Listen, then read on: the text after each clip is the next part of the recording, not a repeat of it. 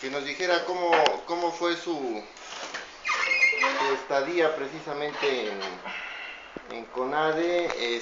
Platíquenos cuándo ingresó, cuál fue eh, tratándolo así precisamente ¿cómo se llama en qué momento empezó usted y qué cargo tenía? Bueno, yo fui coordinador de normatividad de asuntos jurídicos ahí en la CONADE. Esto inicié en 2001 con Nelson Vargas, concluí, creo que fue 2008 con Carlos Hermosillo, que nos fuimos precisamente a hacer un programa piloto en Aguascalientes, ahí en el estado de Victoria, con el apoyo del gobernador y en coordinación con la Federación Mexicana de Fútbol.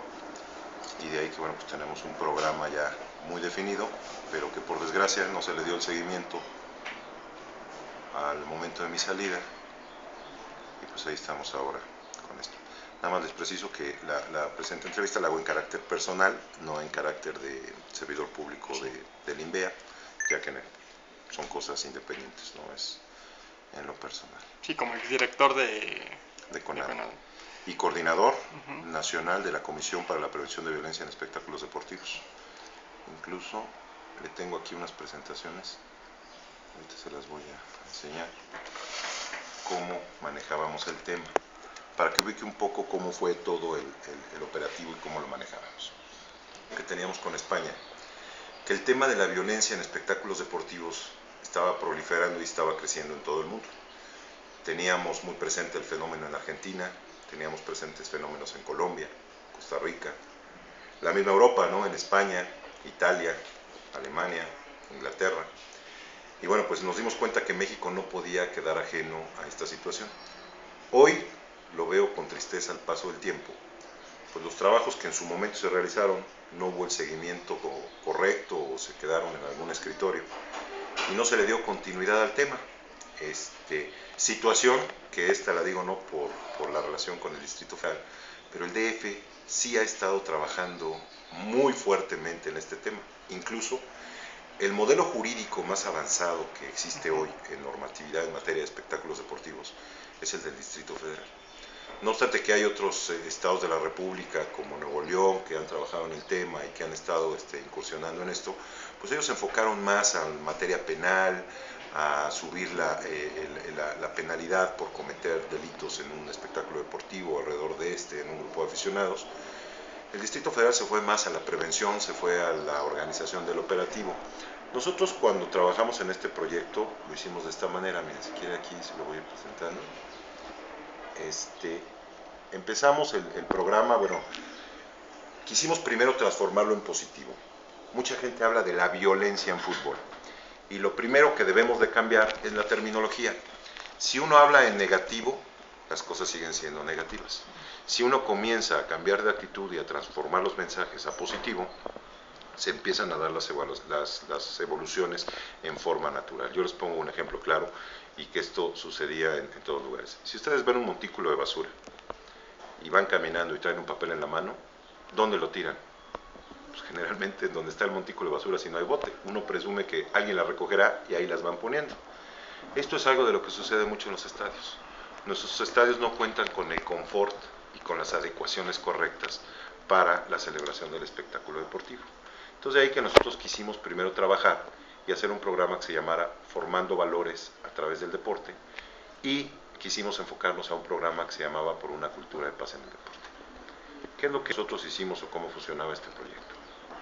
Nosotros, esta frase es algo que a mí me ilustró mucho en ese tiempo, que es: el fútbol y el deporte tienen la capacidad de cambiar al mundo, la capacidad de inspirar, la capacidad de unir a los seres humanos como pocas otras pueden hacerlo. Esta es una cuestión que hace el fútbol y es una frase de Nelson Mandela. Entonces, desde ahí enfocarlo hacia este escenario. Nosotros comenzamos a trabajar en este programa piloto en Aguascalientes, en el cual estuvo involucrada la Federación Mexicana de Fútbol, Carlos Hermosillo, Josefina Vázquez Mota, que bueno, pues lo enfocamos a los siguientes. Digo, aquí hay una breve reseña de quién soy, qué he hecho. Yo soy un experto en derecho deportivo, me he dedicado mucho al estudio de la violencia en espectáculos deportivos, tengo una maestría en derecho constitucional, he tomado cursos sobre el tema de violencia en España, Francia, Argentina, Colombia, Costa Rica, Puerto Rico. Asesoré a El Salvador y a Costa Rica para la elaboración de sus leyes nacionales, asimismo a varias entidades federativas para la creación de sus leyes estatales. Fui el coordinador de la Comisión Especial para la Prevención de Violencia en Espectáculos Deportivos. Nosotros la creamos en el marco del SINADE, el Sistema Nacional de Cultura Física y Deporte, primero como una coordinación de buena fe. Ahorita más adelante les voy a explicar cómo se integraba. La verdad es que aquí el primer logro que tuvo esta comisión es que logramos elevarla a rango de ley. Empezó siendo una comisión en la que se buscaba una mesa interinstitucional en que cada uno de los actores diéramos nuestra parte, pero se logró llevar a nivel de ley. En la época de Carlos Hermosillo hubo dos logros que por desgracia no le dio continuidad la siguiente administrador. Nosotros logramos crear un Consejo Iberoamericano de Seguridad en el Deporte. Este estaba integrado, entre otros, los que hacíamos el eje fuerte de la normatividad, era Argentina, Brasil y México. Estuvimos trabajando en un proyecto iberoamericano. La intención de este Consejo Iberoamericano era que se homologaran los criterios de cómo se debería de celebrar un espectáculo deportivo en toda Iberoamérica. Carlos Hermosillo fue el presidente de esta comisión. Desafortunadamente, cuando se da el cambio, no toma este papel Bernardo de la Garza, se queda ahí en el aire, no se le da continuidad, termina el seguimiento de este proyecto para crear una comisión iberoamericana. Luego, en el mismo periodo que yo estuve, logramos conseguir un lugar permanente en el Consejo de Seguridad de Europa. La Comunidad Económica Europea, a través de la UEFA, trabajan en forma conjunta y van generando ellos sus protocolos y sus operativos para la celebración de los espectáculos deportivos. Desafortunadamente, lo mismo, hicimos el trabajo, conseguimos el lugar permanente y no ha vuelto a aparecerse nadie por este rumbo. ¿Cómo sugeríamos nosotros que se atendiera el tema?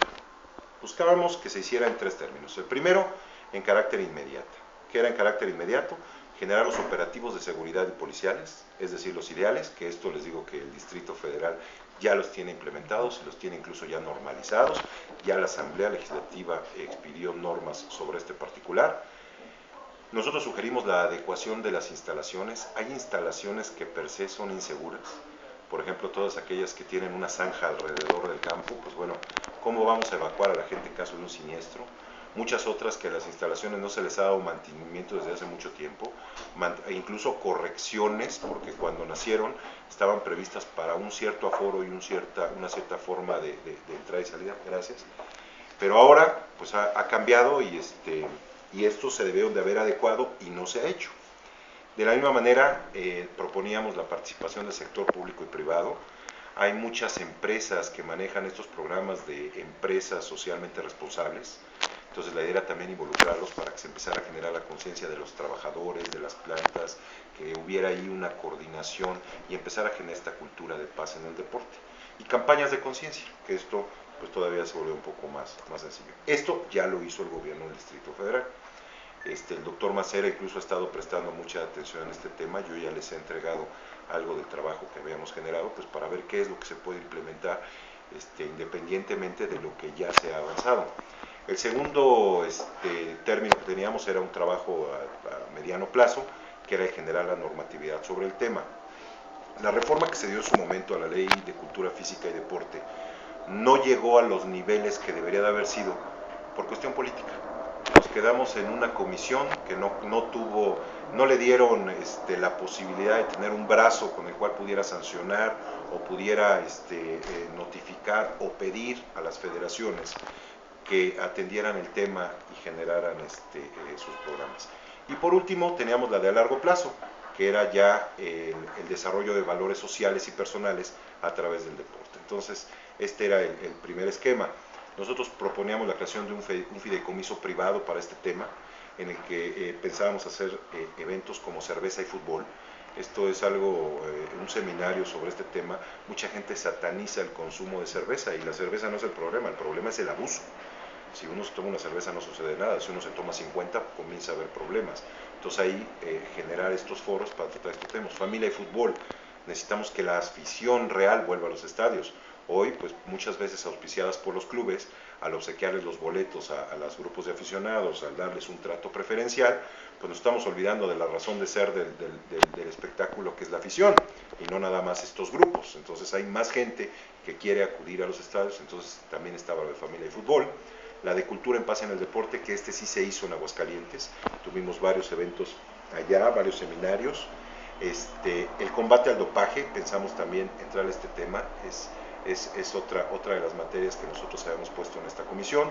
Los foros municipales y delegacionales para la atención del mismo, estudios que también los tengo, sociológicos, psicológicos del tema, para respaldar todas estas propuestas. Esto se hicieron 2 seminarios internacionales, de los cuales tenemos todas las conclusiones. El intercambio de experiencias en el ámbito internacional, que bueno, pues nos encontramos lugares como España, que incluso hay un observatorio de la violencia que lo lleva en este caso la autoridad gubernamental, no las federaciones, y que esto es muy importante. Muchas veces, por ejemplo, en nuestro caso, la Federación Mexicana de Fútbol pues lleva su propia normatividad, pero se olvidan que aquí va involucrada también la parte de la seguridad pública, no nada más. Yo estoy de acuerdo en que las federaciones son la máxima instancia técnica para la celebración del deporte, pero para un evento masivo en el cual ya va a generar la participación de una autoridad gubernamental, pues no puede llevar la última voz la Federación Mexicana de Fútbol como lo están haciendo hoy. No podemos hacer esa división en la de tú eres de la reja para afuera y nosotros de la reja para adentro. Y cada quien paga su seguridad. La de la reja para afuera es responsabilidad tuya, Estado, porque debes de garantizarme la seguridad. Y la mía es de la reja para adentro porque es el espectáculo que yo estoy organizando. No, no es así. Incluso pues podemos ver los ejemplos de lo que ha sucedido en otros lados. ¿Cuál fue la clave del modelo inglés? Que es una de las cosas que nosotros le propusimos en su momento a la Federación Mexicana de Fútbol. El modelo inglés logró resolver el problema con 3 principios: coordinación, comunicación y que las autoridades estuvieran trabajando para el mismo esquema. Incluso aquí lo tengo en otra presentación, déjenme ponérsela. Porque el modelo inglés nos podría abrir de verdad la reja de hacia dónde vamos. Mira, por ejemplo, nosotros hicimos este video. En su momento también se dejaron. Comentó en múltiples ocasiones que éramos un poco exagerados, que los programas que nosotros estábamos queriendo implementar, pues no era el caso de México, y que no podíamos compararnos en ningún momento con Argentina. Y efectivamente, yo se los dije en 40 mesas, estoy de acuerdo con ustedes, el problema no es de las magnitudes de otros lugares. La idea es que esto se prevea antes de que llegue a salirse de control, y hoy con pena veo que el tiempo nos va concediendo la razón, que lo que en su momento, si hubiéramos atendido con todos estos programas que estuvo promoviendo el SINADE y la CONADE, pues al día de hoy tal vez tendríamos otra situación, otra realidad, porque nosotros proponíamos programas como la Carta del Aficionado. ¿Qué es la Carta del Aficionado? Es un contrato de adhesión que en este caso el miembro de los aficionados de la barra, de los grupos de porras, se adherían y firmaban. ¿Cuál era la intención de esto? Pues que se le pudiera sancionar directamente en que no asistas a un evento sin que pudiera surgir un amparo. Si a mí mañana me quieren decir que no vaya a un evento público, pues solicito mi amparo, lo tramito, me lo entregan y pues voy al evento, no tengo ningún problema. En cambio, con esta Carta del Aficionado no tenemos que sancionar a toda la afición, podemos sancionar únicamente al grupo o a la persona que está generando esta violencia.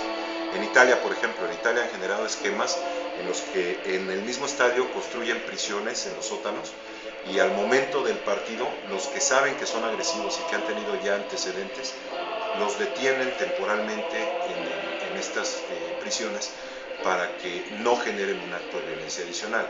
Y esto es un castigo ejemplar, porque a nadie le gusta ver en una prisión el partido. Entonces sí va transformando esta visión. En otros lugares los llevan al Ministerio Público y los presentan ahí, y ahí los dejan mientras el encuentro, para que no vaya a haber otro enfrentamiento con los grupos de aficionados. Ha habido muchas cosas y muchas acciones, pero lo importante es la coordinación y que cada uno asuma su papel, que cada uno haga lo que tenga que hacer. Pero si la misma Federación Mexicana de Fútbol no está tomando con la seriedad, ahora escucho las declaraciones y veo a muchos presidentes de clubes muy preocupados, muy angustiados, pero que en su momento no apoyaron este tipo de programas, que en su momento quisimos nosotros, esto es de conocimiento de Justino Compeán, se llevó varias veces, por alguna razón no le quisieron dar el apoyo. Nosotros hablábamos incluso de una coordinación para poner cámaras de video. Se hizo un intento, pero no del tamaño que se debería. En algunas de las que se pusieron en el Estadio Azteca en un inicio no eran útiles, terminaron sustituyéndolas. Entonces se han hecho esfuerzos con poca seriedad, yo me atrevería a decir. Y los que en su momento se hicieron, pues la misma autoridad federal, en el caso de la CONADE, pues los dejó de atender. Se quedaron en un escritorio. Yo me atrevería a decirles que pregunten ustedes en CONADE si alguien sabe de este programa. Y creo que muy poca gente lo sabrá. No obstante, que se vio durante 5 años seguidos en el Sistema Nacional de Cultura Física y Deporte. Y cuando yo presenté mi renuncia fue precisamente por eso, porque dije, bueno, creo que ya me cansé de arar en el desierto, de ser el único loquito que está queriendo transformar este tema y nadie está involucrado. Entonces presenté mi renuncia y entregué toda la memoria y todos los documentos que se podían adecuar para esto. Entregamos un checklist de cuáles eran las condiciones que debería de tener un estadio antes de la celebración de un partido. Este tampoco fue una idea únicamente mía. Nosotros revisamos los modelos y los esquemas que sigue la UEFA para la celebración de sus espectáculos deportivos. Nosotros nos apoyamos también con la gente del Consejo Superior de Deportes de España, que ellos a su vez nos ayudaron con los protocolos que llevaban. También el subsecretario de Seguridad Deportiva de Argentina, Juan Carlos Blanco, que ahora veo en una página que ahí es apéndice de la CONADE, que dice Argentina va por delante en el tema, que incluso tiene un subsecretario de Seguridad Deportiva. Y pues yo les contesté ahí, les puse, señores, pues aquí no había un subsecretario, pero había una comisión que nadie le hizo caso, una comisión que se quedó en el olvido. Esta comisión que la integra y está por ley, la CONADE, el Comité Olímpico Mexicano, la CODEME, las comisiones del deporte profesional que están en la Ley de Cultura Física y Deporte y que no se ha integrado ninguna. Hoy no existe una Comisión Nacional para el Deporte Profesional. Y yo pregunto, ¿qué no existe deporte profesional en nuestro país? ¿Por qué se están dejando en el olvido? ¿Por qué no está, en este caso, la autoridad obligada por ley, que es la CONADE, haciendo los esfuerzos que tiene que hacer para atender este tipo de temas? Es decir, interrumpo. Justino fue el que les dijo que eran exagerados. En su caso lo vimos con Decio de María y con Justino Compeán, y ellos insistieron mucho en que no, la problemática de México no era del nivel de Argentina. Y yo estoy de acuerdo, nada más que no tomamos las acciones para que esto no crezca al tamaño de lo que está pasando en Argentina. Así tal cual la situación. Platíquenos precisamente de eso. ¿Cuándo renuncia usted? Y por lo que usted nos explicaba, estaba cansado de arar en el... Pero fue un año antes de terminar el periodo de Bernardo de la Garza, o 2 años antes, fue en Ixtapan de la Sal. Si quiero ahorita la reviso exactamente la fecha, pero fue en Ixtapan de la Sal, en el Estado de México. Ahí hice mi última presentación, ahí fue donde entregué yo ya toda la información de lo que se había hecho en el programa de Aguascalientes. La verdad es que, dicho sea de paso, el Instituto del Deporte de Aguascalientes y el gobernador del estado tomaron muy en serio este programa, le brindaron el apoyo. Yo estuve por allá 3 años, logramos crear estos sistemas de coordinación que la verdad es que eran muy exitosos porque participan diferentes autoridades. En el caso de Aguascalientes participaba en el operativo de seguridad la Policía Federal, participaba la Policía Estatal y la Policía Municipal, y nunca tuvimos un conflicto de autoridades, nunca hubo un problema de coordinación, cada uno conocía el rol y el papel que iban a llevar a cabo. Celebrábamos 2 o 3 reuniones antes del partido de fútbol, en el cual se ponía la logística, qué hacía cada quien, se hacía un checklist. Incluso fui en algunos lugares criticado por exagerado, pero revisábamos incluso en los baños que no fuera a haber bombas. Nosotros llegábamos a ese nivel porque al haber una concentración masiva en un estadio, bueno, pues debes de tener los esquemas correctos, ¿no? Y la primera es la prevención. Entonces revisábamos a conciencia el estadio antes del partido, con la gente del club Necaxa, revisábamos todas las instalaciones antes, quitábamos estorbos, dejábamos salidas de emergencia, todas las rutas de evacuación, la gente estaba capacitada en el club, había procedimientos de evacuación. La verdad es que si este tipo de programas se les diera el seguimiento, se les diera la atención que se requiere, otra cosa sería, realmente se iría avanzando poco a poco. Por ejemplo, la carta del aficionado es algo muy sencillo, no es algo complicado. La misma norma de la Femex exige que cada uno de los clubes tenga la lista de los aficionados, y yo les preguntaría qué club las tiene. ¿Por qué no existe la credencialización? Pues porque los clubes se tienen que corresponsabilizar con con la autoridad, porque ya sabes quiénes son los aficionados. ¿Cuál es la mejor forma de no corresponsabilizarte? Pues no haciendo levantamiento de los aficionados. Y la verdad es que las porras sabemos bien quiénes son, dónde están y cómo están. ¿Existe este padrón reportado a la Femexur? No lo sé. Creo que esa sería una cuestión que se podría investigar, si realmente existe un seguimiento de los aficionados. Incluso en su momento nosotros sugeríamos que esto se coordinara con la Policía Federal Preventiva para generar un banco de datos en el que hubiera un seguimiento de quiénes son los líderes de estos grupos y estar monitoreando su comportamiento, porque bueno, en Argentina ya se vio el fenómeno. Hoy las fuerzas políticas de manifestaciones, de movimientos sociales, pues son las barras son las que apoyan candidatos, las barras son las que toman las calles. Yo siempre les hacía la pregunta, ¿queremos llegar a un modelo de estos en México?